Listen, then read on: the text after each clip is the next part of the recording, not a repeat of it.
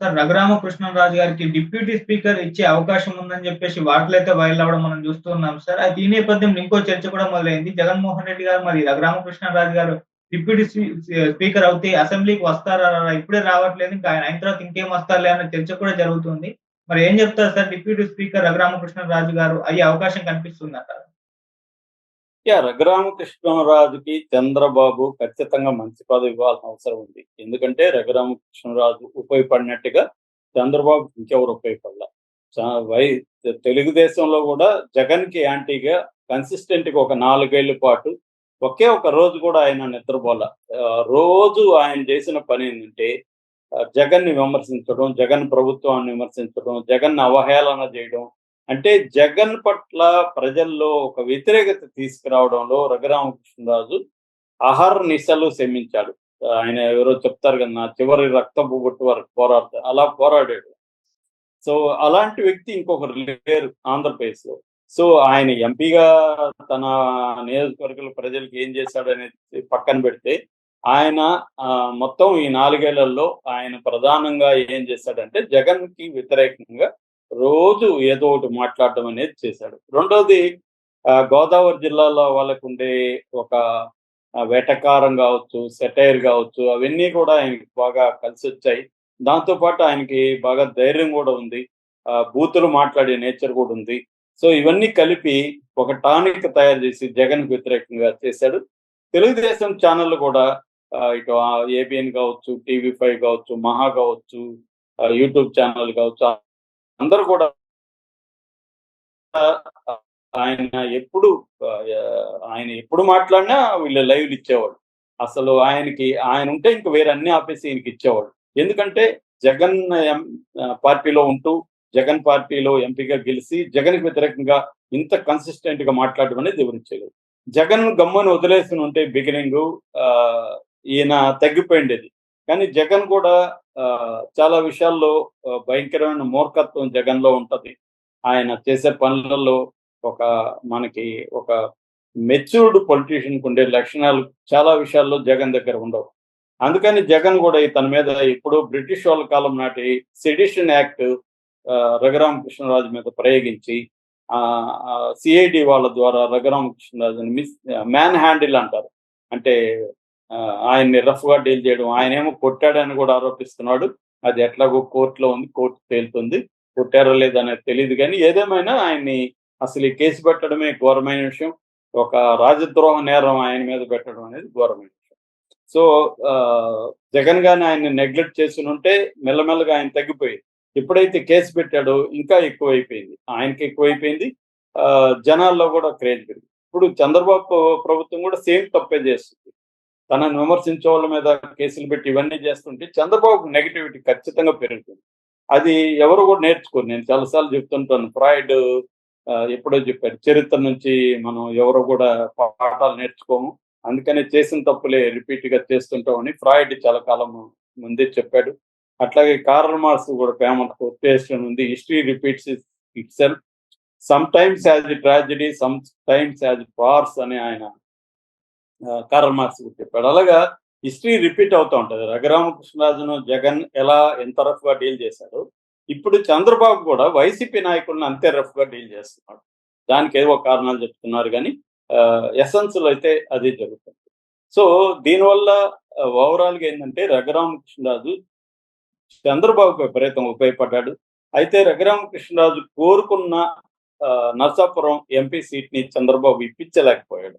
ఆ విషయంలో చంద్రబాబు ఖచ్చితంగా రఘురామకృష్ణరాజుకి అన్యాయం చేశాడు. ఎందుకంటే చంద్రబాబు అనుకోనుంటే ఆ సీటు ఈయనకి ఇచ్చి వేరే చోట ఎంపీ సీటు వాళ్ళకి ఇవ్వగలిగిన వ్యవహారం చంద్రబాబుకు ఉంది. ఎందుకంటే చంద్రబాబు తనకు నచ్చిన వాళ్ళని పెట్టగలిగాడు బీజేపీలో కూడా.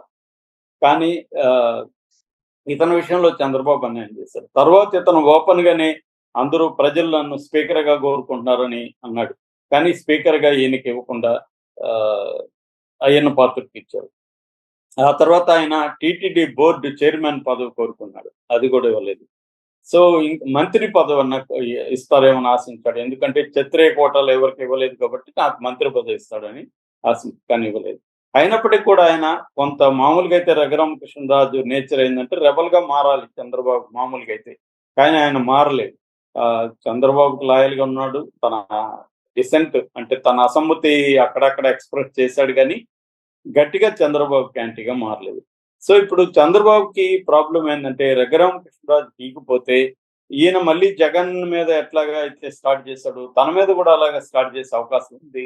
దీన్ని వైసీపీ మీడియా ఉపయోగించుకునే అవకాశం ఉంది. అందుకని చంద్రబాబు ఇప్పుడు డిప్యూటీ స్పీకర్ గా రఘురామ కృష్ణరాజుని ఎన్నిక చేసుకోబోతున్నట్టుగా అర్థమవుతుంది. అది జరిగితే మాత్రం రఘురామ కృష్ణరాజుకి న్యాయం జరిగినట్టు అవుతుంది. ఆయన ఆశించింది రాకపోయినా కనీసం ఒక ఇంపార్టెంట్ పోస్ట్ అయితే రఘురామ కృష్ణరాజుకి వస్తుంది, deputy speaker. So speaker and deputy speaker ఇద్దరు కూడా జగన్ ని ఒక ఆట ఆడుకుంటారు. అందుకనే జగన్ కూడా భయపడి అసెంబ్లీకి పోవడం మానేస్తుంది. నిజానికి కానీ తెలుగుదేశం, జనసేన, బీజేపీ కూటమి కానీ తెలివి ఉంటే టెక్నికాలిటీస్ పక్కన పెట్టి జగన్ ప్రతిపక్ష హోదా ఇస్తున్నావు రా అని చెప్తే అప్పుడు జగన్ ని ఆడుకోవడానికి వాళ్ళకి బాగా ఛాన్స్ ఉంటుంది. కానీ వాళ్ళు ఆ పని చేయట్లేదు.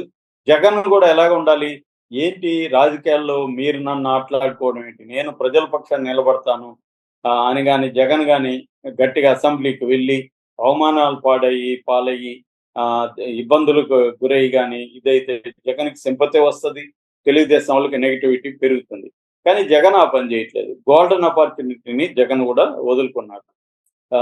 ఈవెన్ రఘురామ కృష్ణరాజు కూడా జగన్ అసెంబ్లీకి పోయినప్పుడు దగ్గరికి వెళ్ళి మాట్లాడి మీరు అసెంబ్లీకి రండి అని పిలిచాడు.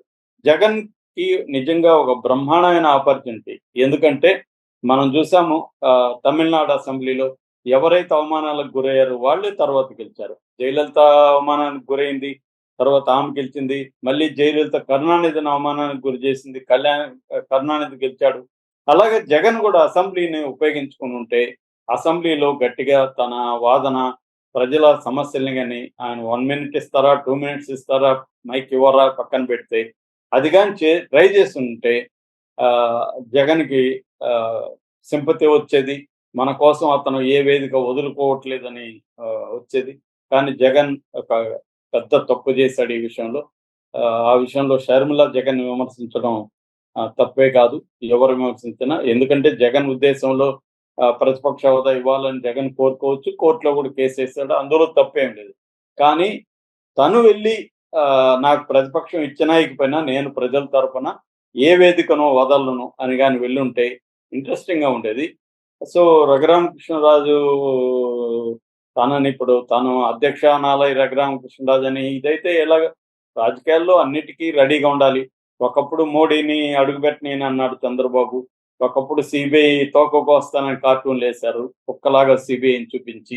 ఇవాళ అదే చంద్రబాబు మోడీని భంగపడి బతిమలాడి మోడీతో కలవలేదా? కానీ ఇప్పుడు దానివల్ల ఏమైంది, చంద్రబాబు కింగ్ మేకర్ కాలేదా? కాబట్టి రాజకీయాల్లో లైఫ్ లోనే ఏమైనా జరగచ్చు. రాజకీయాల్లో ఇంకా అన్ప్రెడిక్టబిలిటీ అనేది విపరీతంగా ఉంటది. ఇచ్చిన ఆపర్చునిటీ ఎప్పుడైనా ఒక సామెత ఉంటది యుద్ధంలో, క్రైసిస్ ని ఆపర్చునిటీగా మార్చుకునేవాడే నిలబడతాడు చరిత్రలో. క్రైసిస్ లో కుంగిపోయి భంగపడి భయపడి వెనక్కి వెళ్ళేవాడు చరిత్రలో నిలబడ్డాడు.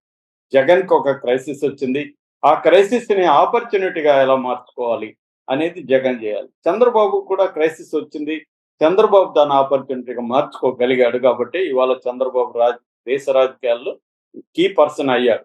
ఆ విషయంలో చంద్రబాబు ఖచ్చితంగా గ్రేట్. జగన్ ఆ విషయాన్ని చేజార్చుకున్నాడు, మంచి అవకాశాన్ని. ఇప్పటికైనా జగన్ ఆలోచించుకోవాలి, వెళ్ళాలని. ఏదేమైనా రఘురామకృష్ణరాజుని ఫేస్ చేయడం లేకపోతే అయ్యన్న పాత్రని ఫేస్ చేయడం భయపడి జగన్ వెళ్ళిపోయాడు. రఘురామకృష్ణరాజు కూడా ఇది ఒక గ్రేట్ మూమెంట్ గా ఉండేది. ఇప్పుడు డిప్యూటీ స్పీకర్ అయ్యి జగన్ ని ఇబ్బంది పెడితే తనకి మంచి మజా వచ్చేది. అది రఘురామకృష్ణరాజు కూడా మిస్ అయింది.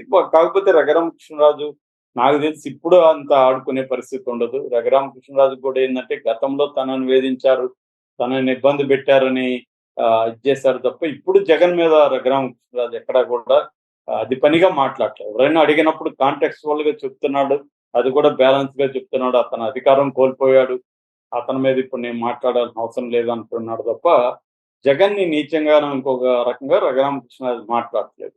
సో కాబట్టి రఘురామకృష్ణరాజు ఆ పదవికి అర్హుడే.